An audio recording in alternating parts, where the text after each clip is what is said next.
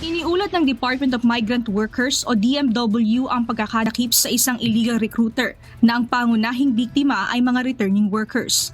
Ayon sa ahensya, panibagong modus operandi ng mga ito ay alamin kung sino ang mga naging dati ng Overseas Filipino Workers o OFW na may hawak ng lumang Overseas Employment Certificate o OEC.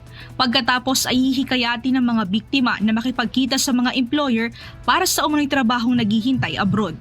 Nagpunta po yung hindi bababa sa apat na nabiktima ng sindikato na ito, at dahil po tayo ay may ugnay sa NBI, nakipag-organisa po tayo ng isang entrapment.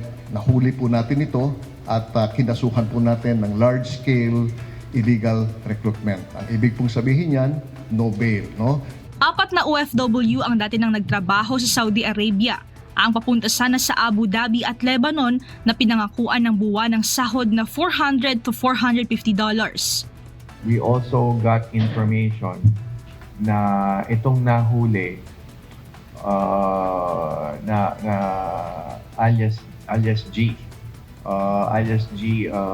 Viterbo was also implicated in cases nung illegal deployment to Kurdistan. Nangyari, pa-deport sana siya sa Pilipinas pero tumalon at some point in a connection flight. So, nakataka sa law enforcement. Pero nagbalik at ito na nga, nagsagawa ng pagkakaroon ng panibago na namang katiwalian. Kaya't hindi na ito makakawala sa law enforcement, sa batas. Merong pre-trial na isasagawa sa February 26.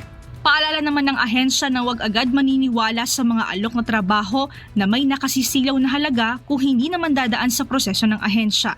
Kaya amin pong binabalaan at nagbibigay po kami ng advisory sa ating mga domestic workers. Halimbawa, kasi yung 4 na biniktima ay mga domestic workers. So wag ho kayong papayag at tatanggap na dadalhin kayo o bibigyan kayo ng trabaho sa abroad na gagamitin yung dati ninyong OEC at papayag na i-fake yung employer at destination country para lang makalabas kayo ng bansa. Dumaan po tayo sa proseso at tutulong po kami, hahanap po kami ng employer kung kayo man ay nahihirapang humanap po ng employer.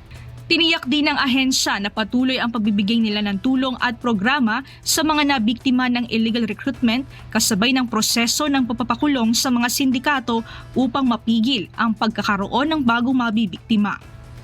Mia Alonso, UNTV News and Rescue. Diyos ang aming sandigan, serbisyo publiko ang aming pinahahalagahan.